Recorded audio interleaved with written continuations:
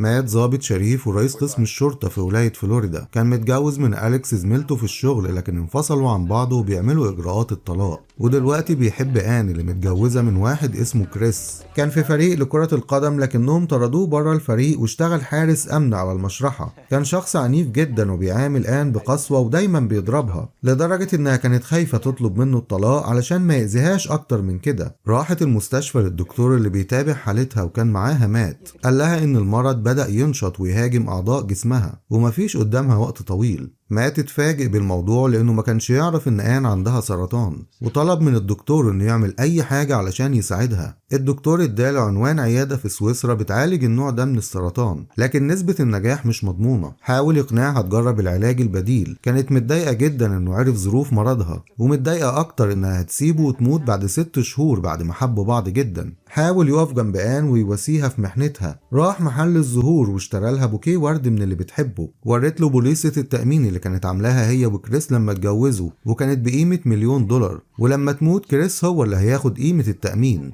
وفجأة بيوصل كريس. آن بتطلب منه يخرج لأنها مش عاوزة مشاكل. بيستخبى ورا البيت وبيشوف كريس وهو بيعامل آن بمنتهى العنف وبيضربها. لف وخبط على الباب علشان ينقذها منه. قال له إن جارتهم اتصلت علشان شافت واحد بيحوم حوالين البيت. كريس قال له إن ما شافش حاجة، وبعد ما اطمن على آن مشي. كان مع أليكس بيخلصوا إجراءات الطلاق، وآن اتصلت بيه لأنها فكرت في كلامه وقررت ما تيأس وتجرب العلاج الجديد. قابلت موظف التأمين وطلبت منه يغير الشخص اللي هيستفيد من بوليصة التأمين بتاعتها، وخلت مات هو المستفيد الأول في حالة وفاتها لأنه الشخص الوحيد اللي بتحبه. وحاولت تعمل بوليصة تأمين جديدة علشان تدبر مصاريف علاجها. شركة التأمين رفضت تعمل لها بوليصة تأمين جديدة إلا بعد سنة على الأقل، وساعتها هتكون ماتت. كانت في حالة نفسية سيئة جدا، وقالت لمات يسيبها ويبعد عنها علشان ما يشوفهاش وهي بتموت. كريس جاله هو في الحانة ونظرات عينيه كانت كلها تحدي، وكان شاكك انه على علاقة بزوجته آن. واتكلموا مع بعض عن اليوم اللي مات خبط فيه على بيتهم،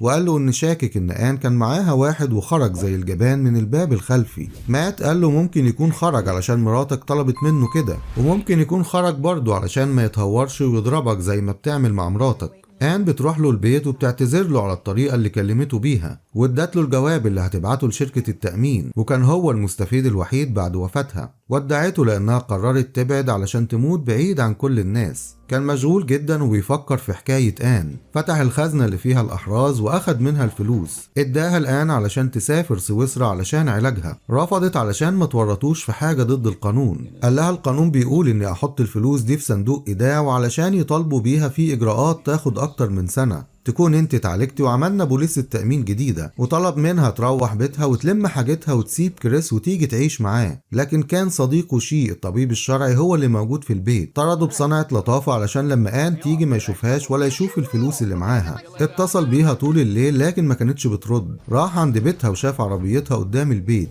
واحدة من الجيران صحيت وشافته وهو واقف بيحوم حوالين البيت، وبسرعة ركب عربيته ومشي قبل ما حد يشوفه. صحي على صوت عربيات الشرطة والمطافي. منزل آن كله اتحرق، وبعد ما طفوا الحريقة دخل البيت وشاف جثة آن وكريس متفحمين تماما. الحريق كان نتيجة انفجار اسطوانات غاز التبريد. بدأ يشوف شغله ويعاين مكان الحادث علشان يعرف إذا كانت حادثة مدبرة ولا قضاء وقدر. أليكس جت تحقق لأن في جثتين واحتمال تكون جريمة قتل. الضابط قال له إن واحدة من الجيران شافت شخص بيحوم حوالين البيت قبل الحريق بساعات قليلة. مات قال له إنه هيحقق في الموضوع ده بنفسه وهيقول لأليكس، وبعت الضابط يعمل حاجة تانية. أليكس طلبت منه يساعدها في التحقيق وسماع شهادة الشهود، واعتذرت له على ورق الطلاق اللي اتفاجئ بيه، لكن قال لها ده شيء ما يزعلوش طالما دي رغبتها. اتصل بالمشرحة علشان يعرف كريس مشي امتى من شغله. في نفس الوقت أليكس قالت له ان آن اشتغلت قبل كده مساعدة في عيادة طبيب أسنان. قال لهم ان آن كان عندها سرطان خامل. مساعدة الدكتور قالت لهم ان آن كانت على علاقة بشخص لطيف غير جوزها، وكان دايما بيبعت لها ورد. عمل نفسه بيتصل بمحل الزهور علشان يعرف مين اللي بعت الورد، وقال لأليكس ان اللي بعت الورد هو جوزها كريس. مساعدة الدكتور اندهشت لان جوزها مش من النوع اللي يبعت ورد اساسا،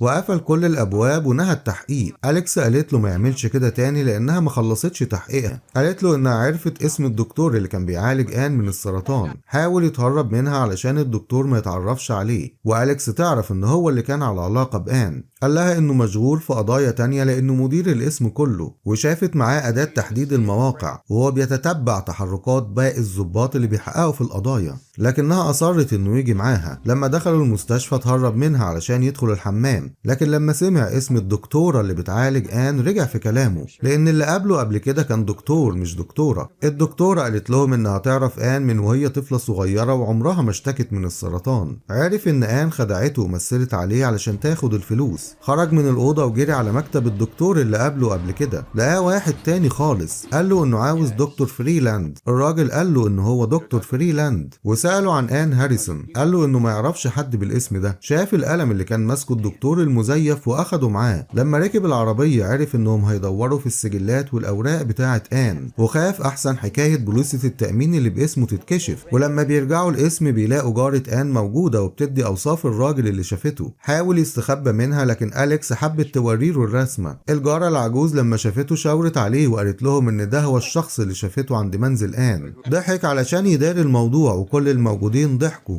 ولما قالوا لها إنه رئيس القسم الست ارتبكت وشاورت على واحد تاني اسود، وفي الآخر بنتها أخدتها ومشوا. ادى الظرف اللي فيه القلم للظابط وطلب منه يكشف عن صاحب البصمات الموجودة عليه. الأمور بتتعقد أكتر من كده لما رئيسه تارك بيتصل بيه وبيطلب منه يسلم الفلوس اللي في الخزنة علشان محتاجين أرقامها في قضية سكار سيتي وجلسة المحكمة الأسبوع اللي جاي. مات قال له الفلوس هتفضل معاه لحد ميعاد الجلسة حسب القانون، لكن تارك كلمه بعجرفة وقال له يجهز الفلوس لرجال الشرطة اللي هيبعتهم له، وقفل السكة في وشه. اتعصب على الضابط لما قال له انه هيبعت تقرير البصمات لأليكس. قال له يبعت التقرير ليه هو بس. من السجلات عرفوا ان الضحايا عندهم وثيقة تأمين وفي شخص هو المستفيد من موتهم. راح عند آلة الفاكس واخد سجل المكالمات وقال لأليكس ان الفاكس ده ليه هو، وشال الورق من الآلة علشان ما تطبعش تاني. صور الفاكس وعملوا سكان على الكمبيوتر وشال اسمه من السجل. أليكس طلبت تستخدم الكمبيوتر بتاعه، قال لها انه بيعمل تقرير ومشغول. وبعد ما خلص بعت الفاكس قبل ما يحطوا الورق في المكنة. تقرير الطب الشرعي قال انهم كانوا ميتين فعلا قبل البيت ما يتحرق، وسجل مكالمات الهاتف المحمول كان عليه رقم مات ومحدش يعرف الرقم ده غير صديقه شي، لانه غير رقمه بعد ما انفصل عن أليكس. عمل نفسه بيتكلم في التليفون وعمل تليفونه صامت قبل ما أليكس تتصل بيه. الوحيد اللي كان ملاحظ كل ده صاحبه شي. قال له على كل حاجة وقال له دلوقتي أليكس بتدور عليا وكل الأدلة ضدي، بوليصة التأمين وعلاقته بآن والفلوس اللي ضيعها. الضابط بلغه بنتيجة البصمات واداله الاسم والعنوان.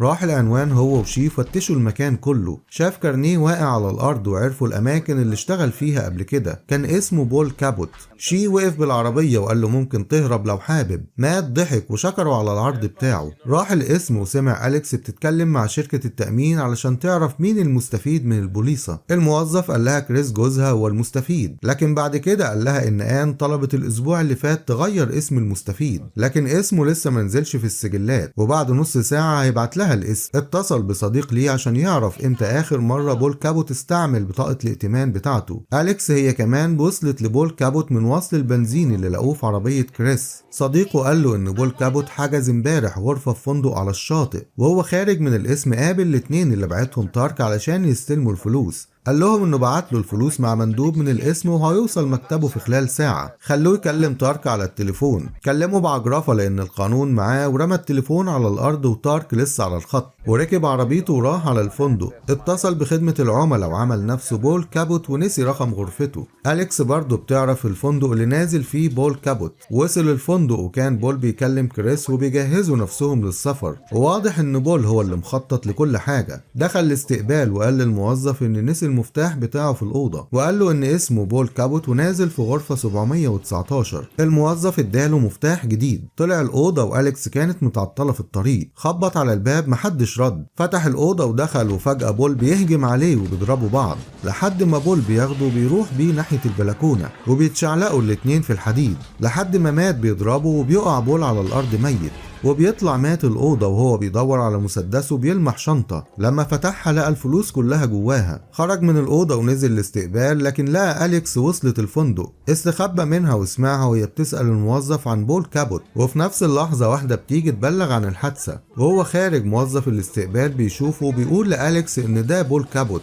طلعت تجري وراه وطردته على السلم من غير ما تشوفه، وافتكر انه ضابط شرطة، وفجأة جات له فكرة، حط الشنطة على جنبه وعمل نفسه بيطارد بول كابوت هو كمان، ولما شافته قالت له يقابلها تحت في الاستقبال. اخد الشنطة ونزل، وهو داخل على اللوبي شاف الموظف تاني، ضربه وجري من الباب الخلفي. الامن لما اتجمع طلع لهم الشارة بتاعته وطلب من الامن يطلعوا للدور التاني. كلم صديقه شي وقال له انه لقى الفلوس. بعد كده أليكس بتركب معاها العربية، طلبت منه يقعدوا في مكان علشان يتكلموا، سألته اذا كان مخبي عليها حاجة وعاوز يقولها لها. لما قرب منها لاحظت حتة ازاز مكسورة على شعره، شكت انه ممكن يكون له علاقة بجرائم القتل اللي بتحصل ومخبي عليها. قالت للمساعد بتاعها يتصل بشركة التأمين ويبعت يجيب موظف الفندق، وفضلت تبصله بنظرات كلها شك. وفجأة بيجيله اتصال من آن وهي خايفة وبتعيط، قالت له ان ملهاش ذنب في حاجة، وكل اللي حصل كان من تدبير كريس وبول كابوت، لانهم كانوا عاوزين يخفوا الفلوس علشان قضية سكار سيتي. وكريس حرقت جثتين اللي كانوا تبع القضية، وطلبت منه ينقذها لان كريس لسه بيضربها. في نفس اللحظة موظف الفندق بيوصل الاسم، وتارك برضه كان في طريقه للاسم علشان ياخد الفلوس. لما شاف أليكس بتتكلم مع الشهود اللي في الفندق دخل الحمام وهرب من الشباك. أليكس بتدور عليه، لكن بيجيلها تليفون من شركة التأمين ان المستفيد هو مات. بتدخل الحمام وبتعرف انه هرب من الشباك، وبتتأكد انه هو المتهم اللي بتدور عليه.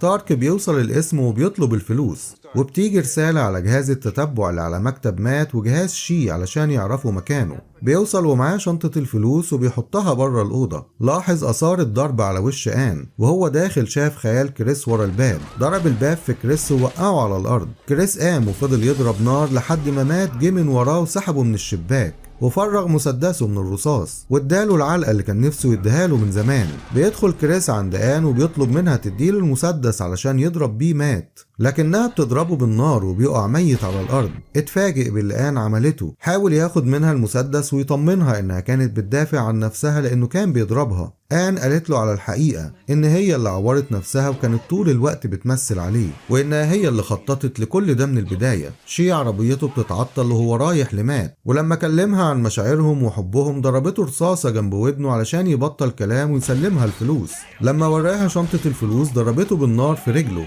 وقبل ما تموته أليكس بتوصل وبتضربها بالنار في الوقت المناسب. اطمنت عليه وسألته اذا كان هو اللي قتل بول كابوت، قال لها انه كان بيدافع عن نفسه وكان رايح الفندق بس علشان يجيب الفلوس. لما فتحت الشنطة ما لقيتش جواها غير جهاز التعقب، وعرفت ان مات هو اللي بعت الرسايل علشان يعرفوا مكانه لانه كان خارج في تحقيق تبع الاسم. الشرطة لما وصلت أليكس قالت لهم ان مات هو اللي حل لغز القضية. تارك بيوصل وهو غضبان جدا علشان ياخد الفلوس، وفي نفس الوقت شي بيوصل ومعاه الشنطة وبيسلمها لتارك بعد ما بيتوهوه في الكلام. أليكس سألته إذا كان فعلا حب آن، قال لها إنه ما حبهاش بس حاول يساعدها، كان عاوز ينسى حبه ليها بعلاقته بآن، واعترف إنه كان غبي بس كانت نيته خير. وبعد فترة كان في بيته على البحر بيصطاد وتفاجئ بأليكس. بعد كده شي بيوصل وبيديله جواب من شركة التأمين علشان يقبض $1,000,000 قيمة بوليصة التأمين بتاعة آن، لكن أليكس بترفض انه ياخد الفلوس. ولما عرف انها عاوزة ترجع له ادى الجواب لشي علشان يبدأ حياته من جديد مع الإنسانة اللي بيحبها. لو الفيلم عجبك ياريت تدعمنا بلايك واشتراك في القناة عشان يوصلك كل جديد.